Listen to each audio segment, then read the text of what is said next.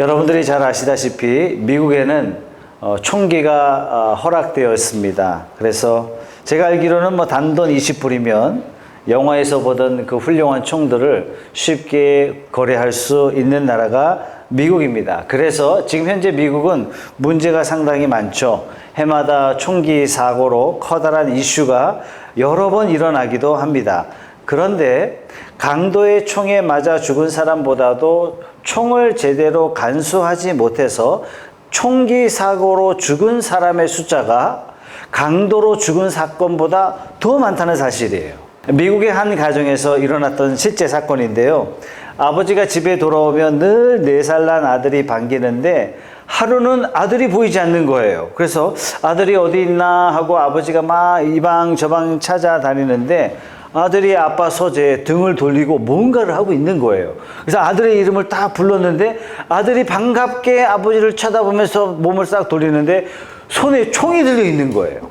이 아버지는 강도를 대비해서 늘 총을 호신용으로 준비했고 혹시나 급히 준비하기 위해서 장전을 해둔 상황이었어요. 그러니까 아이가 들고 있는 총은 어떤 총이에요? 장전이 된 총을 지금 들고 있는 상황인 겁니다. 아이가 아빠 서재에서 놀다가 아빠 책상 서랍에서 이 총을 꺼낸 겁니다. 이 광경을 목격한 아버지는요, 순간 얼음이 되고 말았습니다. 어떻게 할 수가 없는 거예요. 혹시나 아이가 깜짝 놀라서 방아쇠를 당길까봐. 야, 방아쇠를 당기지 마. 그러면 아빠 어떤 게 방아쇠야? 그러는 순간 또 방아쇠를 당길까봐. 내가 죽든지 아이가 크게 다치든지 둘 중에 하나다. 이 생각을 하니까 아빠가 어찌할 줄 모르는 거예요. 근데 아버지가 좀 지혜로웠어요. 아이 앞에서 우는 얼굴을 하면서 아들의 이름이 존이었던 것 같은데 존, 제발 움직이지 말고 가만히 있어. 아빠 슬퍼. 그러면서 아이에게 한 걸음 한 걸음 다가갑니다. 거리가 한 10m 정도 됐다 그랬는데 이 10m를 걸어가는 길이 마치 1000m를 기어가는 것 같다. 이런 고백을 할 정도예요. 언제 자기도 모르게 이 아이가 방아쇠를 당길 줄 모르니까 여러분 아이 손에 들려진 총처럼 무서운 게 없습니다. 여러분 이것은 아이가 힘이 있어서 그런 게 아닙니다. 그렇다고 해서 아이가 악해서 그런 것도 아닙니다. 그렇다고 해서 총 자체가 힘이 있어서도 아닙니다. 총이 가진 파괴력 때문에 그렇습니다. 총이 잘못되면, 총이 오발되면 사람을 죽일 수 있는 파괴력 때문에 어린아이 손에 들려진 총처럼 무서운 게 없는 것입니다. 우리 몸의 기관 중에서 어린아이 손에 들려진 총처럼 파괴력이 있고 위험한 게 한 가지 있는데 그게 뭔지 아십니까? 오늘 말씀의 혀입니다. 우리 혀는 엄청난 파괴력을 가지고 있어요. 이 파괴력은 오히려 총보다도 더 큽니다. 만약에 총이 오발된다면 상처가 일어나고 죽기 전에야 이게 외상이기 때문에 수술을 하거나 어떻게 하면 회복이 가능할 수도 있습니다. 그런데 말의 파괴력이라는 것은 어떤 경우에는 한 번 상처를 주면 죽을 때까지 아물지 않는 상처를 내는 것이 바로 혀입니다. 총은 겉으로 드러낸 상처를 만들어내지만 이 말이라는 것은 보이지 않는 내면의 상처를 주기 때문에 또 오래오래 계속되는 상처를 주기 때문에 혀의 파괴력은 총이 주는 파괴력보다 훨씬 더 크다 말할 수 있습니다. 여러분 지금까지 살면서 한두 번쯤 마음에 깊은 상처를 경험하는 사건이 있었을 겁니다. 그냥 마음만 아픈 게 아니라 매우 기분 나쁠 정도로 이 기분 나쁜 게 해를 거듭하면 거듭할수록 사라지는 것이 아니라 더 증폭되어서 내 삶을 괴롭히는 사건이 있을 거예요. 지금 생각해도 막 가슴이 쿵쾅거리고 그 사건만 생각한다면 눈물이 나는 그런 아픈 사건이 여러분들에게 한두 번쯤 있을 겁니다. 여러분 그 사건 생각해 보세요. 이 사건이 사실상 말과 관련된 사건 아닙니까? 여러분 우리가 생각하는 것보다 말의 파괴력은 상당히 큽니다. 말이 주는 그 상처는요 정말 오래오래 갑니다. 제가 아는 어떤 분은 대한민국 최고의 학교를 다니셨어요. 미국에서 박사까지 받으셨고 좋은 직업을 가지고 계신 분이에요. 그런데 이분이 자기 과거 한 사건만 생각하면 목소리가 떨리고 정신이 어지럽다 그래요. 이분이 어릴 때 아버지가 사업하시다가 실패하셨어요. 이것 때문에 매우 가난하게 사셨습니다. 천막에 살 정도로 매우 가난하게 자랐다 이렇게 말씀하셨고, 중고등학교를 도대체 어떻게 다녔는지 모르겠대요. 근데 머리가 좋아서 늘 장학금을 받고 다니셨어요. 문제는 이제 고등학교 졸업하고 대학에 가야 되는데 서울대학에 입학하신 거예요. 근데 입학금 등록금을 낼 돈이 없으신 거예요. 아무리 생각해도 돈 나올 구멍이 없는데 먼 친척벌 되는 아주머니가 떠오른 거예요. 이 아주머니는 좀 부자로 살고 있다라는 것을 이야기를 듣고 그 집을 찾아갑니다. 초인종을 누르니까 식모가 나와서 문을 열어주는데 아주머니 안 계시다라는 겁니다. 그래서 여기까지 먼 거리를 찾아왔는데 기왕이면 아주머니를 만나서 부탁을 하고 가야 되겠다. 기다립니다. 오랜 시간을 기다리는데 아주머니 안 오시는 거예요. 한참을 지난 다음에 누군가 들어오는 소리가 나는데 알고 보니까 아주머니의 딸이었던 거예요. 본인하고 같은 나이 또래예요. 근데 왜 왔냐, 누구냐, 뭐 이렇게 하면서 식모와 딸이 대화를 나누는데 그 말이 이분에게는 비수가 되어서 평생 가슴 아픈 겁니다. 그 말이 뭐였냐면, 걔는 그지같이 맨날 우리 집에 와. 처음 왔거든요. 걔는 그지같이 맨날 우리 집에 와. 아니, 자기 또래 친척인데 못 산다고 해서 자기를 거지처럼 이 소리가요 가슴에 확 찔린 거예요. 이번 말에 그 말을 듣는 순간 온 몸이 떨리기 시작했다. 걷잡을 수 없이 떨리는데 도저히 아주머니를 만날 수 없을 것 같아서 그 순간 그 집을 뛰쳐나왔습니다. 걔는 거지같이 왜 맨날 우리 집에 와? 이 말이요 평생 이분의 마음을 짓눌렀던 거예요. 다행히 이분은 다른 방법으로 등록금을 마련할 수 있게 됐고, 이분이 공부를 굉장히 잘하셨던 것 같아요. 서울대학교도 잘 마치셨고 미국에서 박사까지 마치셨고, 뭐 여러분이 잘 아시는 훌륭한 직장을 다니고 좋은 가정을 이루었습니다. 그럼에도 불구하고 지금까지 그때를 생각하면 지금도 눈물을 흘리면서 흥분하시면서 그때를 회상하세요. 여러분, 이게 바로 말이 주는 파괴력입니다. 우리는 말로 얼마나 많은 상처를 주는지 모릅니다. 예수 안 믿는 사람들 중에 예수 믿는 게 힘든 이유를 이렇게 이야기하는 경우가 굉장히 많습니다. 당신은 죄인입니다. 여기 상처받는다는 얘기예요. 근데 이 말이 주는 메시지의 의미를 정확하게 모르기 때문에 감이 안 잡혀서 그렇죠. 내가 죄인이라는 것을 느끼지 못한다면 내가 구원받아야 할 필요도 느낄 수 없는 거죠. 그러니까 믿음이 필요 없는 거죠. 교회가 필요 없는 거죠. 하나님이 필요 없는 거예요.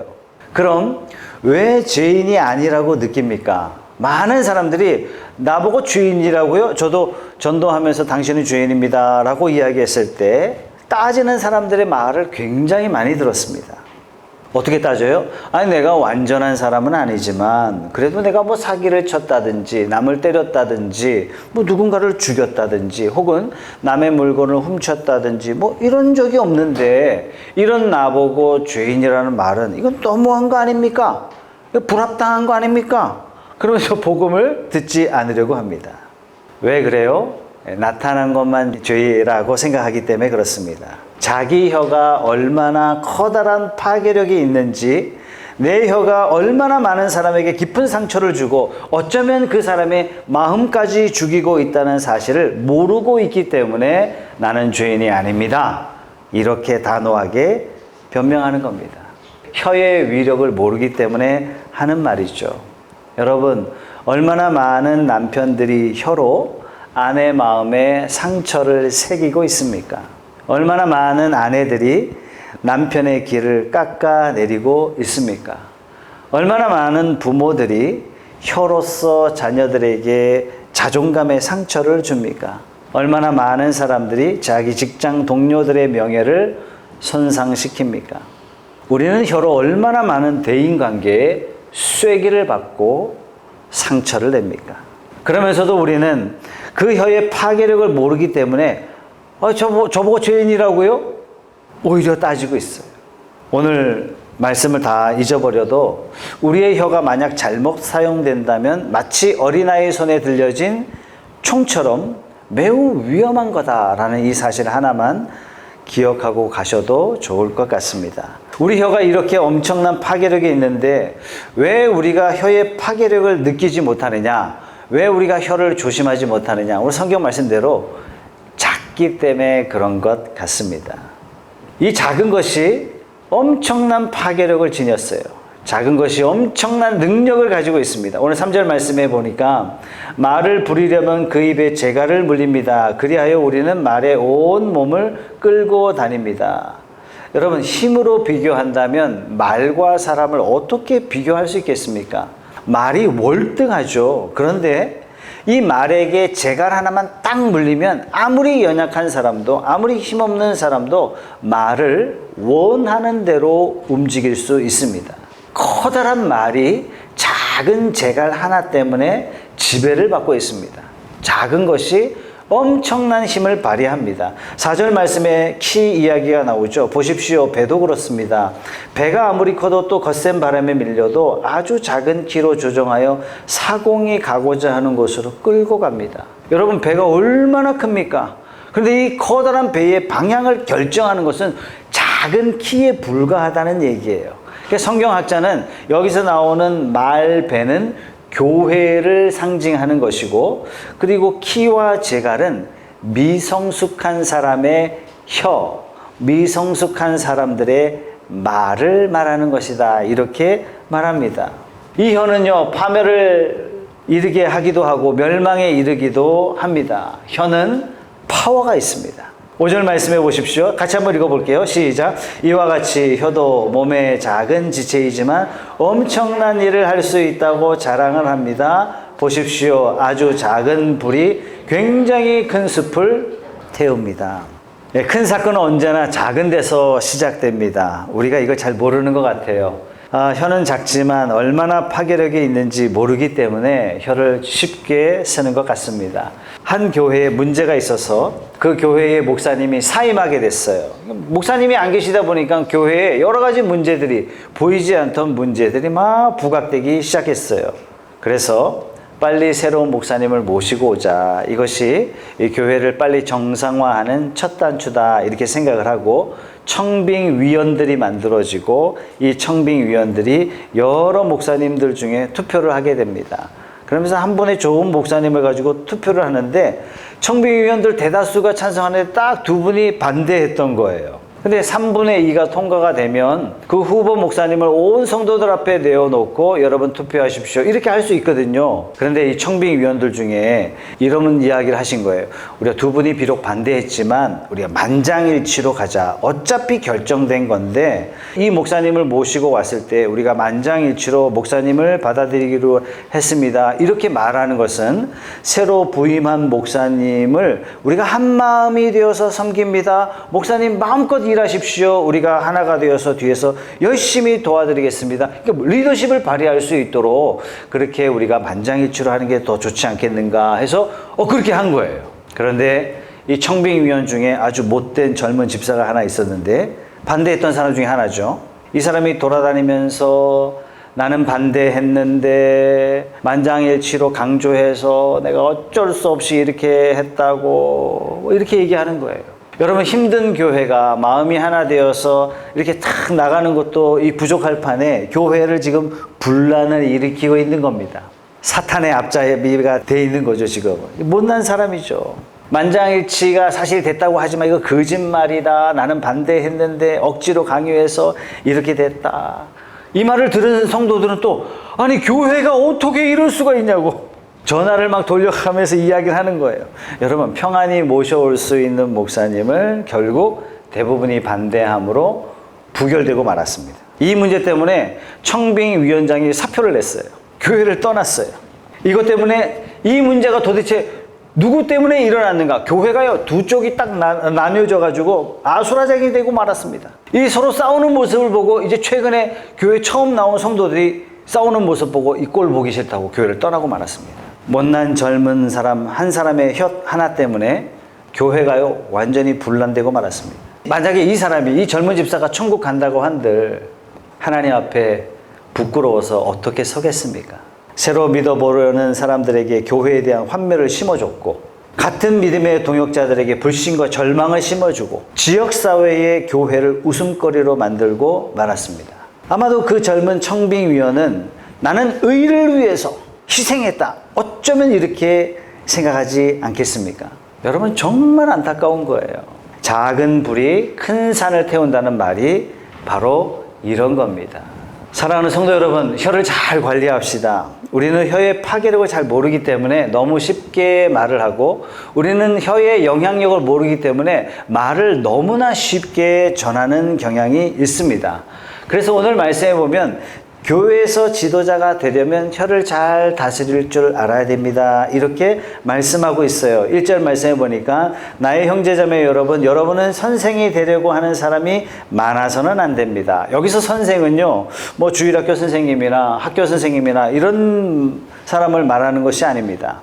여기서 선생은 말의 권위를 가지고 있는 위치에서 일하는 사람을 말합니다. 아마도 야고보가 오늘날 한국 교회에 와서 이 말씀을 전한다면 아마도 이렇게 설교했을 거예요. 여러분들이 목사 되려고 해서는 안 됩니다. 아마도 이렇게 말했을 겁니다. 여러분, 목사라는 직책은 이 말을 믿어주는 직책이잖아요. 여러분들이 그냥 덮어놓고 신뢰해주는 직책이잖아요. 그런데 이 목사가 말을 잘못하면 얼마든지 성도를, 얼마든지 교회를 망칠 수 있습니다. 여러분, 오늘날 한국교회 막 여기저기 분란도 일어나고 지탄의 대상이 되지 않습니까? 이거 누가 잘못해서 그래요? 여러분, 평신도가 잘못해서 교회를 이렇게 만든 경우에는 단 한 건도 없습니다. 다 목회자입니다. 교회가 갈라지고 힘들어질 때 언제든지 믿음이 없는 분들이 이렇게 만든 경우는 단 한 건도 없습니다. 놀랍게도 전부 하나님을 사랑한다고 하는 사람들로 말미암아 교회가 분란이 일어납니다. 아니, 그러면 하나님을 사랑하는 사람이 왜 그런 일을 만들도록 결과를 만들어냅니까? 예, 혀를 관리하지 못했기 때문에 이런 일이 벌어지는 거죠. 그래서 우리는 혀를 잘 관리해야 됩니다. 특별히 교회 지도자들은 혀를 관리할 수 있어야 됩니다. 왜요? 이 혀는요, 엄청난 파괴력이 있기 때문에. 혀 하나가 인생을 망칠 수도 있고, 혀 하나가 가정을 파괴시킬 수도 있고, 혀 하나가 교회를 쪼개기도 하고, 혀 하나가 나라를 파멸시킬 수 있는 강력한 힘을 가지고 있는 것이 혀이기 때문에 그렇습니다. 그래서 오늘 야고보는 목사가 더 큰 심판받을 줄 기억하십시오, 이렇게 말씀하고 있는 겁니다. 그래서 오늘 저는 여러분들에게 이 혀를 어떻게 관리할 것인지에 대해서 세 가지로 말씀을 드리려고 합니다. 첫 번째는 혀를 길들일 수 없다 하는 이 사실을 우리가 받아들여야 됩니다. 7절 말씀, 들짐승과 새와 기는 짐승과 바다의 생물들은 어떤 종류든지 모두 사람이 길들이고 있으며 길들여 놓았습니다. 그러나 사람의 혀를 길들일 수 있는 사람은 아무도 없습니다. 여러분, 무슨 말씀입니까? 혀는 길들일 수 없으니까 그냥 막말하며 살자, 그러려니 하며 살자, 그 얘기입니까? 아닙니다. 혀가 실수할 수 있는 기회를 최대한 줄여서 살자. 그래서 가능한 한 선생이 되지 말아야 됩니다. 가능한 한 사람들에게 영향력을 끼칠 수 있는 자리에 가면 안 됩니다. 왜요? 혀는 어차피 실수하는데 그 영향력의 자리에 가지 않으면 내 실수로 끝나는데, 내가 권위 있는 위치에 가버리면, 내가 영향력 있는 위치에 가서 말을 하게 된다면 나에게 주는 실수뿐만 아니라 많은 사람들에게 실수를 주기 때문에, 실패를 주기 때문에, 영향력을 주기 때문에 가능한 한 그렇게 하면 안 됩니다 하는 말씀이죠. 같은 맥락에서 2절 말씀 같이 한번 읽어보겠습니다. 시작. 우리는 다 실수를 많이 저지릅니다. 누구든지 말에 실수가 없는 사람은 온 몸을 다스릴 수 있는 온전한 사람입니다. 말에 실수가 없다면 어떤 사람이라고요? 온전한 사람이다. 무슨 뜻입니까? 그런데 이 세상에 온전한 사람이 아무도 없잖아요. 누구든지 말에 실수를 할 수 있다는 것입니다. 큰 영향을 발휘할 수 있는 자리에 있지 마십시오. 이것이 야고보의 권면입니다. 왜냐하면 나는 혀를 길들일 수 없기 때문에, 나는 반드시 실수할 수밖에 없기 때문에. 자, 그렇다면 제일 위험한 사람이 어떤 사람이냐면요, 늘 남들의 말의 실수를 손가락질하는 사람이 정말 위험한 사람이에요. 아니요. 그 실수를 내가 할 수 있는 사람이에요. 내가 할 수 있는 사람. 저 사람은 항상 남의 험담을 막 쏟아내고 돌아다녀. 이렇게 손가락질하는 사람이 정말 무서운 사람이에요. 우리가 혀를 다룰 수 있는 첫 번째 원칙은 뭐냐면 누구도 혀를 길들일 수 없다. 이 사실을 받아들이는 거예요. 그렇다면 나도 알게 모르게 남에게 말로 상처를 줄 수 있다. 이걸 받아들이는 거예요. 나는 저 사람한테 말에 상처를 받았어. 난 저 사람 말에 상처를 받았어. 이것만 생각하지 말고 나도 누군가에게 알게 모르게 말로 상처를 줄 수 있다 하는 사실을 받아들여야 됩니다. 제가 목사 안수 받을 때 목사 안수를 하시는 목사님이 누구시냐면 교단의 어르신 목사님이시죠. 존경받는 목사님이시죠. 그 목사님이 제가 목사 안수 받을 때 권면의 말씀 3가지 중에 한 가지가 뭐였냐면 가능한 한 말을 많이 하지 마십시오.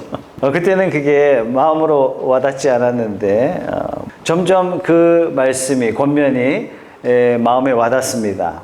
제가 말씀을 전하다 보면 좀 강하게 전하고 싶거든요. 좀 임팩트 있게 말씀을 좀 전하고 싶다. 나도 모르게 과장하고요. 나도 모르게 포장하고 있고요. 엄밀히 따지면 이건 거짓말입니다. 그죠? 제가 거짓말 하고 싶어서 거짓말하는 것이 아니라 나도 모르게 과장하게 되고 어떨 때는 여러분 이렇게 합시다 이렇게 말씀을 했다가 어떨 때는 이렇게 합시다 이렇게 말하고 있는 저 자신을 발견하게 됩니다. 제가 생각하는 것은 혀라는 것이 이렇게 길들이기 힘들다. 우리가 혀를 관리하기 위해서는 우리가 알아야 하는 것은 뭐냐면 우리는 절대로 혀를 길들일 수 없다. 내가 모르고 있어서 그렇지 나는 내 혀로 남을 다치게 하기도 하고 내 혀로 누군가의 인격을 파괴할 수 있다는 점을 깨닫는 것. 이것이 바로 혀를 관리하는 첫 번째 단추라는 사실입니다. 두 번째는 뭐냐면 우리가 혀를 관리하기 위해서 우리의 인격이 바뀌어야 됩니다. 무슨 말이냐? 내 신앙의 상태, 내 마음의 상태, 내가 지금 말하는 것을 보면 내 인격을 알 수 있습니다. 그래서 말이라는 것은 내 인격의 온도계입니다. 내 인격을 측정해주는 온도계가 바로 말이라고 할 수 있습니다. 그래서 내가 지금 무슨 말을 하느냐 이거 잘 생각해 보면 안 됩니다. 내가 입만 열면 불평하고 있고 입만 열면 원망하고 있다면 내가 감사하지 못하는 인격 가운데 있다 이렇게 알려주시는 거예요. 내가 입만 열면 누군가를 평가하고 있어요. 누군가를 비난하고 있어요. 그렇다면 나는 스스로 인정하지 않을지 모르지만 매우 교만한 인격을 가지고 있다 하는 증거입니다. 여러분 말은 우리의 인격을 나타냅니다. 어떤 분은 말만 하면 죽겠다 하시는 분이 계세요. 우리 말은 인격의 표현이기 때문에 인격이 바뀌지 않으면 말이 바뀌지 않습니다. 인격이 바뀌지 않은 상태에서 말을 바꿔도 별로 효과가 없어요. 그래서 정말 말을 제어하기 위해서는 우리가 할 수 있는 방법은 뭐냐면 예수님을 나의 주님으로 영접하는 수밖에 없어요. 왜요? 성령님이 내 안에 오셔서 능력으로 임하셔야만 우리의 인격이 변화되고 우리의 말이 변화될 수 있기 때문에 그렇습니다. 마음은 그대로인데 말만 안 하려고 한다면 순간은 모면할 수 있지만 결국 변화되지 않는 인격은 반드시 들통나게 마련이기 때문에 그렇습니다. 제가 서울에서 사역할 때 교회 근처에 강변 테크노마트가 있었어요. 그래서 대체적으로 교회에 필요한 물건이 있다면 그곳에서 제가 구입했습니다. 그런데 아침에 급히 필요한 게 있었던 거예요. 그래서 문 열리기를 막 기다렸다가 이제 상점에 어디 찾아가가지고 탁 들어갔는데 아니 직원 마음이 어떻겠습니까? 문 열자마자 고객이 왔으니 첫 손님이 왔다고 막 얼마나 친절하게 저를 보면서 사장님 그러면서 주스 드실래요? 막 그래가면서 열심히 응대를 하시는 거예요. 근데 제가 이거 이렇게 물어보고 저렇게 물어보다가 이 물건이 저한테 적합하지 않다 이렇게 판단하고 제가 발걸음을 다른 가게로 돌린 거예요. 발걸음을 돌리자마자 제가 50cm 앞에 있는데 제 등에다 대고 제 뒤통수에다 대고 아침부터 재수가 없다고 그 옆 가게 들으라고 그냥 야 소금 가져와 소금 갖다 줄 사람도 없는데 소금 가져오라고 첫 손님이 내 가게 망쳤다고 뒤에다 대고 막 고래고래 막 소리를 지르는 거예요. 씁쓸하죠. 그동안 이 사람이 나한테 했던 그 친절의 말은 도대체 뭐냐. 인격에서 나온 말이 아니기 때문에 그렇습니다. 저 사람을 통해서 내가 돈 좀 벌겠다 하는 상술에서 나온 말이기 때문에 그렇습니다. 그래서 말이 바뀌려면 사실 인격이 변화돼야 되죠.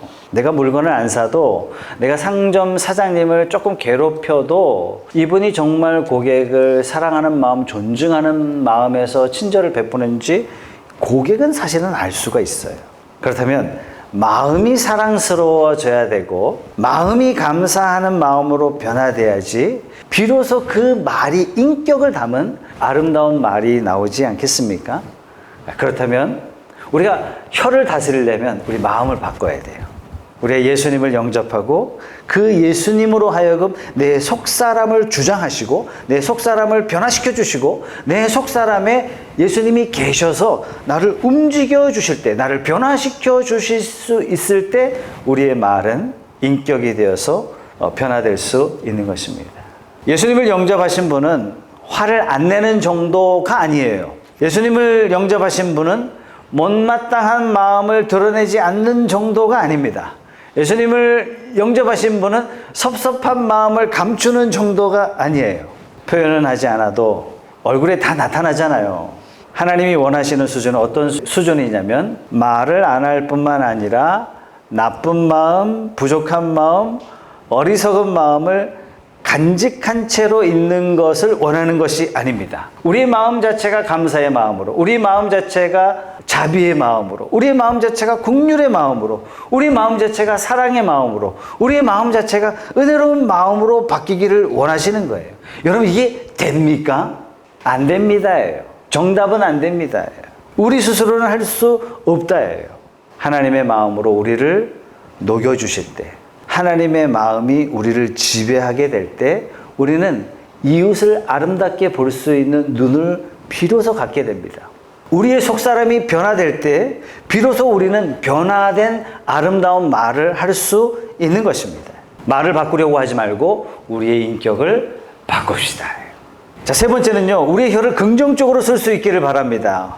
혀는 내 인격이 어디쯤 왔는지 가르쳐주는 측량의 도구이기도 하지만 혀는 내 인격을 변화시키는 매개체이기도 한 게 우리의 혀입니다. 그래서 우리의 혀를 통해서 어떤 말을 하느냐, 여기에 따라서 우리의 인격이 변화되기도 한다 하는 것입니다.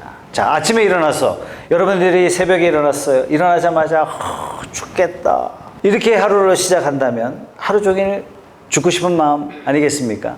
그런데 우리가 일어나서 하나님 감사합니다. 비록 힘들지만 삶에 넘어야 할 산들이 수두룩하지만 하나님 사랑합니다. 하나님 기도할 마음을 주셔서 감사합니다. 하나님 사역할 내용을 주신 것 감사합니다. 함께 기도할 수 있는 동역자 주셔서 감사하고 기도의 중요성 알려주셔서 감사합니다. 여러분 이렇게 하루를 시작하면요 기분이 틀려져요. 여러분 여러분의 입술에서 긍정적인 말로 바꾸시기를 주님의 이름으로 축복합니다. 사랑해서 사랑하기도 하지만 사랑한다고 말해서 사랑스러워지기도 합니다. 감사하기 때문에 감사하다라고 말하지만 감사합니다라고 말함으로 말미암아 마음이 감사가 생기고 감사한 사건이 생기기도 하는 겁니다. 그래서 우리의 혀를 통해서 긍정적으로 사용해야 하는 이유가 바로 여기 있는 것입니다. 아니 그럼 아까 그 강변 테크노마트 마음에도 없는 친절을 베푼 그 테크노마트 사장하고 뭐가 다르겠습니까? 아 이거야, 마음이 없으면서 그 사람을 통해서 내가 이득을 얻겠다는 상술에서 지어낸 말이지만 내 말이라는 것이 내 인격을 표현할 뿐만 아니라 내 말이라는 것이 내 인격을 변화시킬 수 있다는 그러한 마음으로 내 입술의 말을 통해서 긍정적인 표현을 하는 것은 다른 것입니다. 사랑하는 성도 여러분, 여러분의 입술을 통해서 긍정적이고 힘있는 그런 표현들이 쏟아져 나오기를 주님의 이름으로 축복합니다. 우리 사랑하는 성도들 가만 보면은 정말 긍정적인 말을 많이 하시는 것 같아요. 감사의 표현을 참 잘하시는 것 같고 칭찬과 격려의 말을 정말 잘하시고 우리 푸른숲교회 성도님들 위로의 말 또 장점을 드러내는 귀한 말, 그런 말을 너무나 잘하시는 것 같아요. 우리 교회 분위기 너무 좋은 것 같습니다. 지난주에 강사로 오셨던 조관식 목사님이 이런 말씀 하셨어요. 설교 마치고 목양실에 딱 오셔서 하신 말씀이 교회 분위기가 너무 따뜻하다. 너무 성도들이 너무 따뜻하다. 제가 이 표현을 들었을 때 우리 성도들에게 너무 감사한 거예요. 우리 성도님들, 수준 높은 성도님들 너무 감사하다. 이런 생각을 한 주간 하게 되었습니다. 여러분 인격이 변화되어 말을 그렇게 하기도 하지만 말은 인격의 성장을 촉진하기도 하는 것이 말이기도 합니다. 고운 말, 따뜻한 말, 좋은 말, 아름다운 말 더욱 사용합시다. 여러분, 어려울수록 하나님 앞에 감사를 표현합시다. 힘들수록 하나님의 은혜가 내게 이미 충분합니다. 하나님의 은혜가 내게 넘칩니다. 그러면 감사의 마음이 더 풍부해져요. 하나님 사랑합니다. 이런 표현 여러분 해보셨어요? 꼭 한번 해보세요. 그런 고백을 하면 하나님에 대한 사랑이 더 커집니다.